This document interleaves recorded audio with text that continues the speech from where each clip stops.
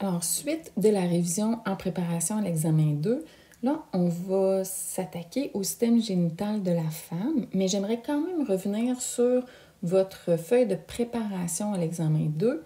Alors, on a le point numéro 6 et numéro 7 de votre feuille. Pouvoir suivre le trajet d'un spermatozoïde jusqu'au lieu de la fécondation, bien, ça va avec une partie du système génital de l'homme et une partie de la femme. Alors, êtes-vous capable de retracer tout le chemin du spermatozoïde dans le corps de l'homme? Et le numéro 7, la testostérone dans le corps, son rôle dans la spermatogénèse, on l'a vu dans l'autre capsule, la testostérone permet avec la FSH de stimuler la production des spermatozoïdes.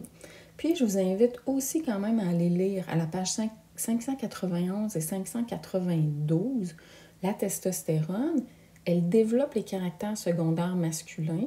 Alors, juste aller voir qu'est-ce que les caractères secondaires masculins. On est maintenant rendu au point numéro 8 dans votre feuille de préparation.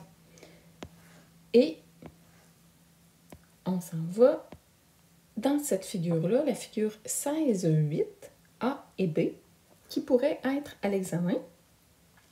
Alors ici, vous avez gonade, voie génitale, ça va, les organes génitaux externes, on va y revenir. Je vais aller tout de suite à notre figure, donc 16-8A. Cette figure-là pourrait être présente à l'examen. Alors, toutes les structures qui sont là-dedans sont bonnes à apprendre, sauf ligament recto-utérin, on ne l'a jamais appris, on n'en a pas parlé. Toutes les autres structures ici, oui. Ligament suspenseur de l'ovaire, non. Infundibulum, on n'en a jamais vraiment parlé. Donc, on apprend vraiment que tout ça, c'est la trompe. Les franges de la trompe sont importantes. Ovaire, utérus complet, ligament, pas besoin. Vessie, symphyse pubienne, c'est bon, mont du pubis, urètre, clitoris, hymen, petite lèvre, grande lèvre, ça aussi, c'est bien, on le garde. Alors ça va avec notre numéro 8 de votre feuille.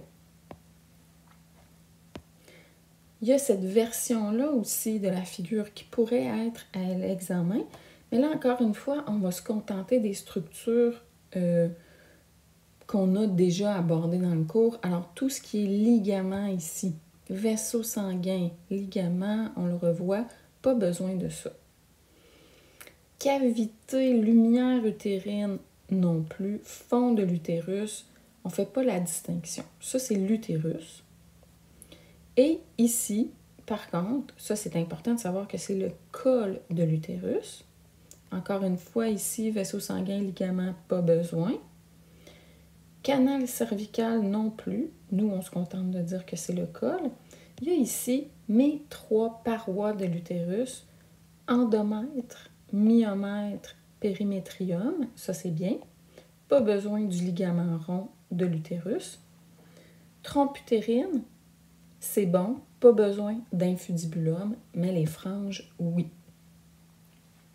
Et j'en profite pour spécifier que l'endomètre, on le voit plus loin quand on parle du cycle ovarien menstruel. Il y a 2 parties à l'endomètre. Il y a ce qu'on appelle la couche basale. La couche basale, c'est la couche qu'on ne perd jamais, qui est toujours là. Celle qu'on perd durant les menstruations, c'est la couche fonctionnelle. Alors, il faut faire la distinction entre ces 2 parties de l'endomètre. Après ça, le point numéro 9, toutes les structures qu'on vient de nommer et de pointer, il faut savoir les décrire, donc décrire le rôle de chacune de ces structures-là. Les prochaines diapos parlent des rôles de la trompe et des autres structures. Et juste avant, je vais revenir sur la figure 16-7. La figure 16-7, je vous l'ai indiquée au numéro 8. Je ne la mettrai pas telle qu'elle à l'examen. Sauf que cette figure-là, elle est bonne pour comprendre votre cycle ovarien. Alors, quand vous regardez cette figure-là, c'est vraiment dans cette optique-là, de bien voir mes follicules ovariques primaires. Lorsque mon follicule ovarique devient mûr, que c'est lui qui est sélectionné, l'ovocyte de deuxième ordre qui est à l'intérieur, puis finalement, mon follicule ovarique, les cellules qui restent deviennent le corps jaune. C'est dans cette optique-là que je vous ai mis cette figure-là, pas pour apprendre, pas pour être capable de pointer les différentes structures. Donc, on revient avec la fonction des différentes structures. Alors, l'utérus, à quoi il sert avec ses différentes parois? Le col de l'utérus avec son mucus cervical. On a ici le col, on avait parlé du test de Pap, cancer. Et ensuite, organes génitaux externes. Ça va aller avec notre figure 16-9. Alors oui, cette figure-là pourrait être à l'examen et je pourrais vous pointer n'importe quelle structure. Le prépuce du clitoris, on ne l'apprend pas. Ostium, vous pouvez apprendre ostium, mais vous pouvez me dire méa urinaire ici. Vous pouvez me dire ici entrée du vagin. Ça me va. Okay? Comme ostium, ce n'est pas vraiment un terme qu'on utilise là, régulièrement. Et toutes les autres structures aussi sont bonnes à apprendre.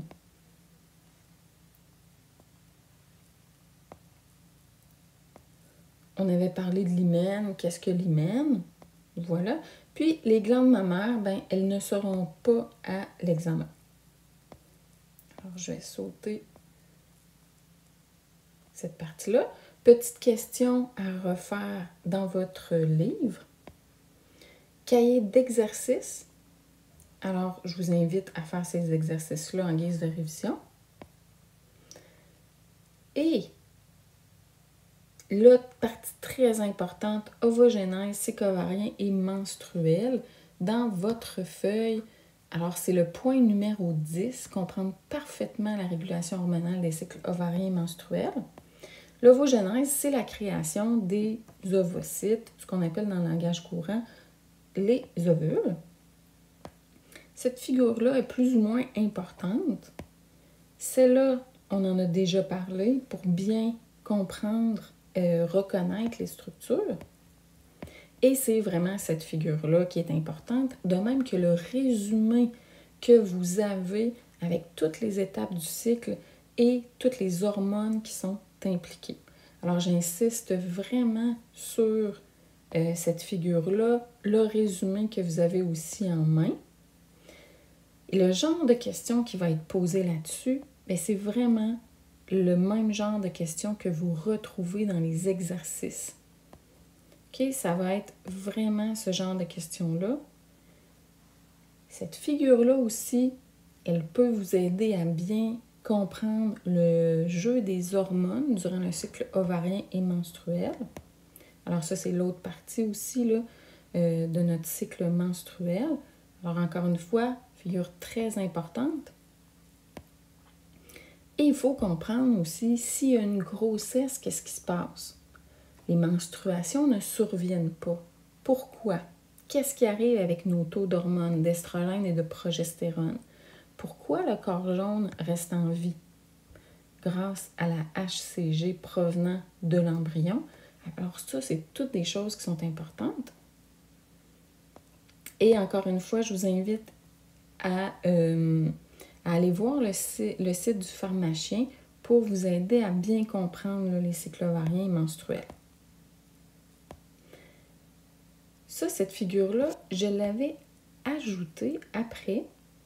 Alors, pour voir un peu, normalement, les contraceptifs oraux combinés, là, dans lesquels on trouve des progestatifs et des estrogènes. Alors, qu'est-ce que ça fait au niveau du cycle ovarien et menstruel? On peut le visualiser ici aussi. Et ça, d'ailleurs, c'est le point numéro 11, qui va aussi avec l'étude de cas 3.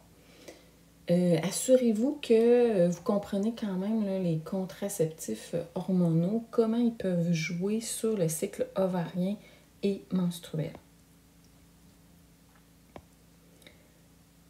Ça va avec le point numéro 12. Déterminer la période de fécondité chez la femme, donc ça va avec le cycle.